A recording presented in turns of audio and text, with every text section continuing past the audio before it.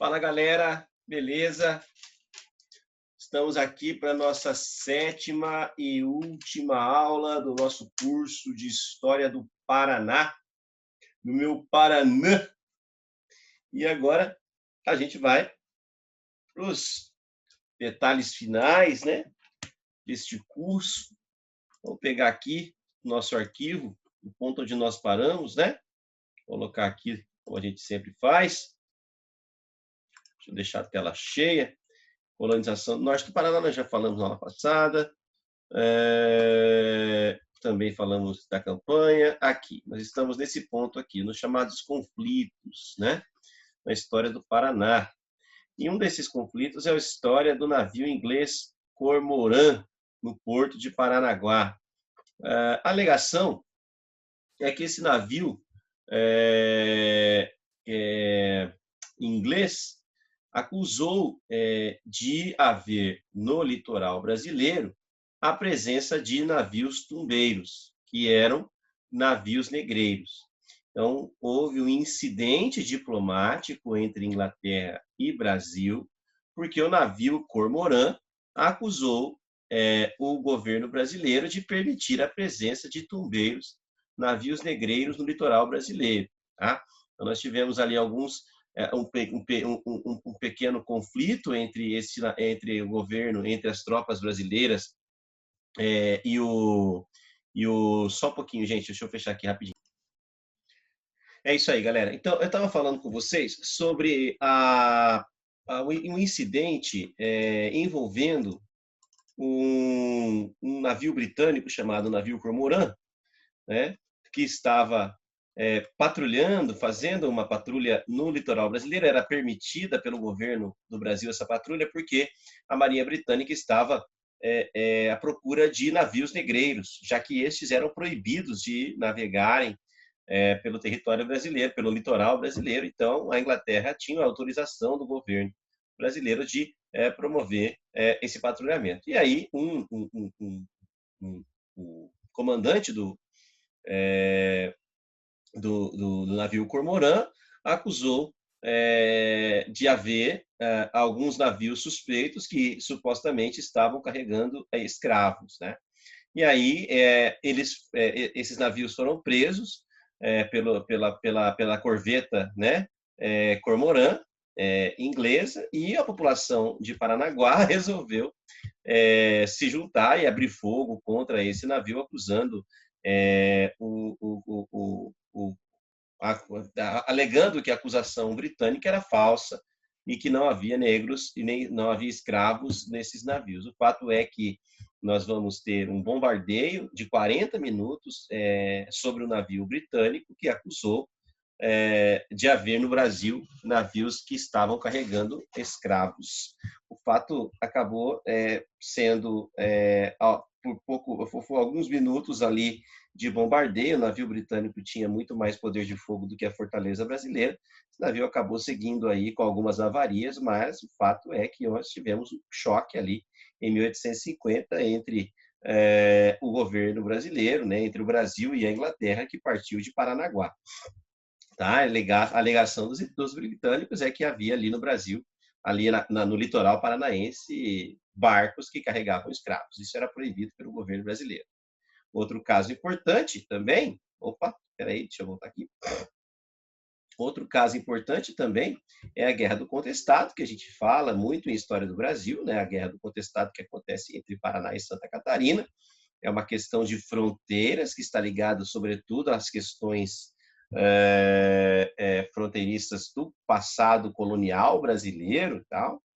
Havia uma questão muito parecida com aquela questão de Canudos na região nordeste do Brasil, tá?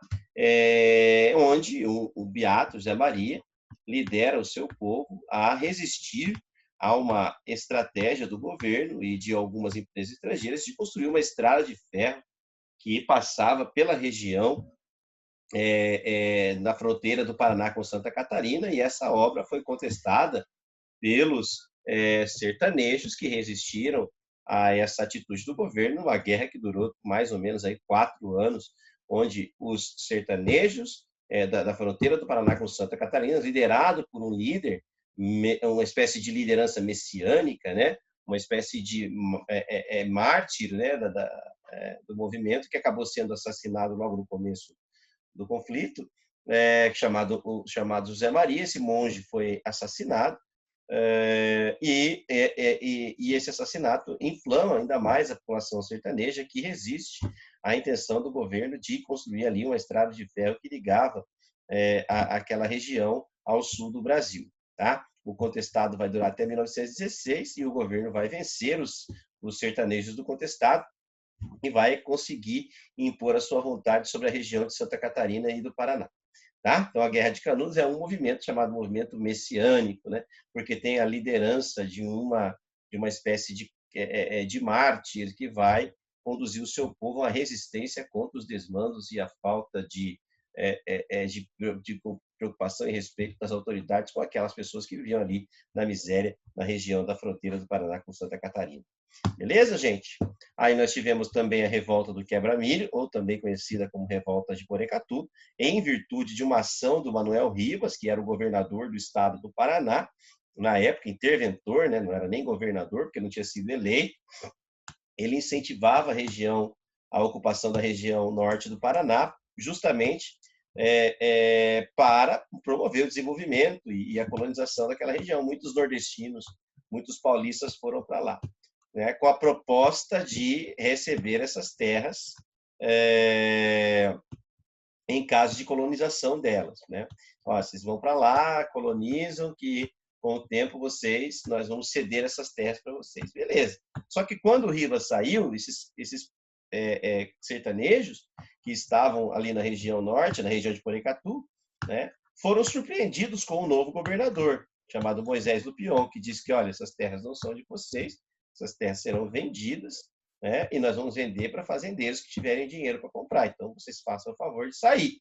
Claro que esses coceiros, né, traídos, né, por essa estratégia do governo, acabaram fazendo uma forte resistência, reivindicando a posse dessas terras, certo? Os poceiros, então, vão contar com o apoio de integrantes do Partido Comunista, que defendiam, inclusive, a reforma agrária, esse partido que foi fundado em 1922, né? E esses caras eles vão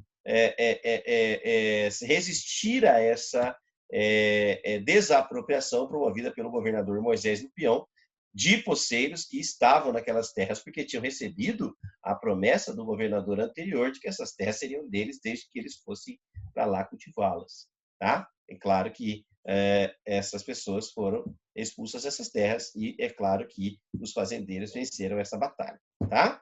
Aí eu tenho uns dados importantes aqui da população paranaense. Ó.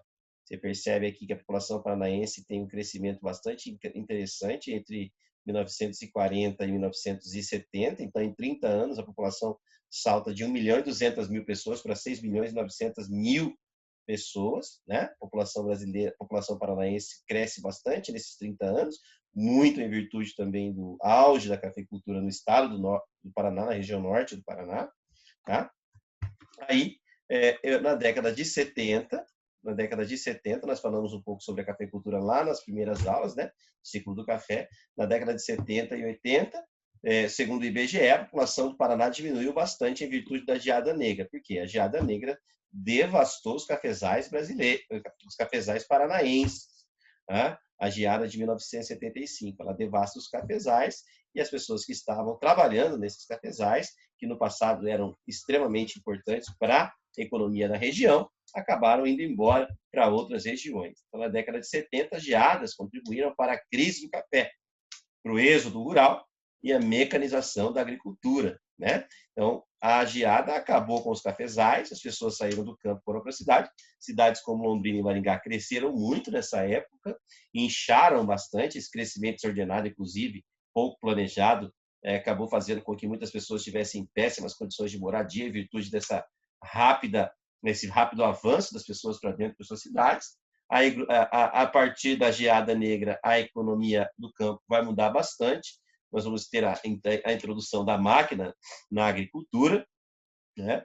E com isso menos pessoas serão empregadas no campo e mais pessoas vão para a cidade E é nesse momento que a população urbana ultrapassa a população rural, justamente porque a lavoura branca, né, a soja, o milho, o trigo, exige menos mão de obra, mais maquinário, e aí você tem o crescimento da produção de soja no Paraná na década de 70 de 24% para 40% da produção nacional. Ou seja, a geada negra que atingiu o estado que completou peraí, gente.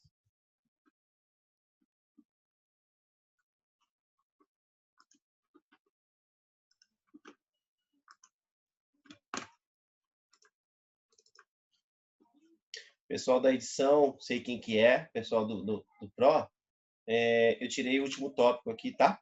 Porque eu tinha esquecido, fiz uma edição dessa aula e estava 2015 lá, porque foi quando eu fiz pela primeira vez essa aula, tá? Beleza? Então, corta essa parte e retoma a partir daqui, ó, onde eu vou falar agora, tá? Então, vou falar rapidinho, peraí. Aí, beleza. Então, na década de 70, voltando agora, tá, gente? Na década de 70, nós temos as geadas que contribuíram bastante para a crise do cafeicultura, porque o café é uma planta muito frágil, muito suscetível às intempéries e tal. Então, o café foi devastado, a população sai do campo e vai para a cidade, e ao mesmo tempo que nós temos a inversão, né, da população do campo menor do que a população da cidade, a produção de soja no campo cresce exorbitantemente e o Paraná continua sendo aí um estado referência na economia brasileira, sobretudo na questão do agronegócio, beleza? Então, o Paraná não perde a sua posição de estado importante no agronegócio por conta da geada negra, mas o Paraná vai se reinventar no campo com a mecanização, e isso gera um êxodo rural que vai inchar as cidades e vai fazer com que o Paraná, apesar de continuar sendo um estado importante da agricultura, também vai agora sofrer com problemas dos grandes centros, né?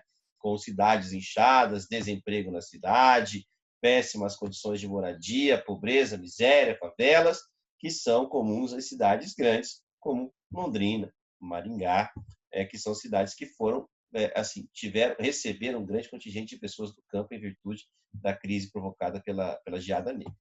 Cultura paranaense, um pouquinho dela para você, tá? O chamado movimento paranista, que de 1920 a 1930 vai divulgar a história e a tradição do Paraná, buscando que a gente não tinha, né? Por quê? Porque o Paraná pertenceu muito tempo a São Paulo.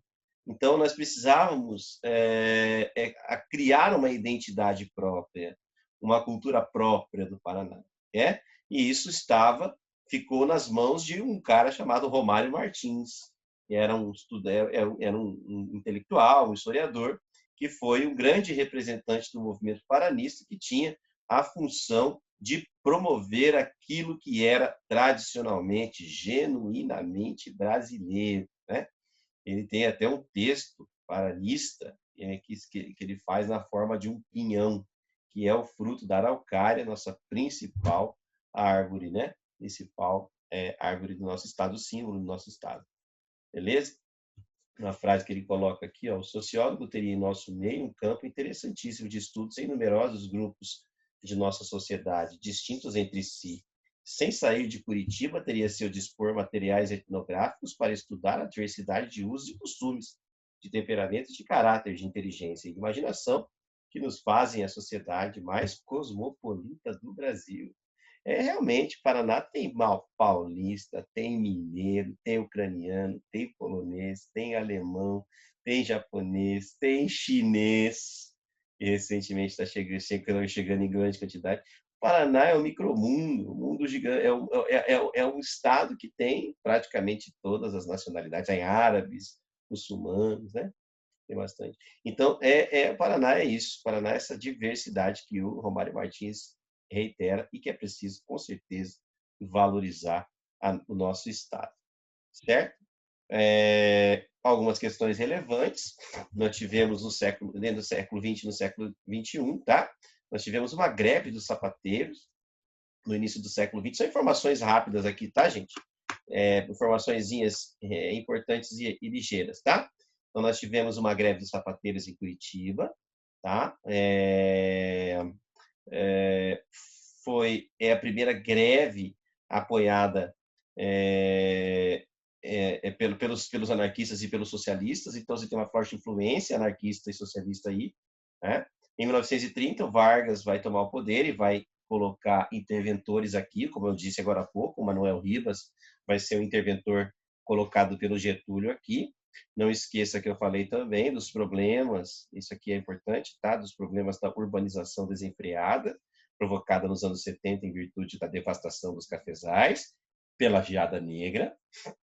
Não esqueça também a luta pela terra nos anos 90, que você vê com o professor de geografia, né? O professor de geografia no curso de História de Geografia do Paraná fala sobre a luta da terra, o movimento do sem terra, a ação do movimento do sem terra nos anos 90 aqui no Paraná, beleza? As greves, Paraná e o palco das grandes greves de professores estaduais, como a greve de 1988, a de 2001, a de 2015, foram greves longas que duraram muitos meses. A mais recente, 2015, aí, né, de 2015 foi 4 meses, a de 2001, 6 meses de greve.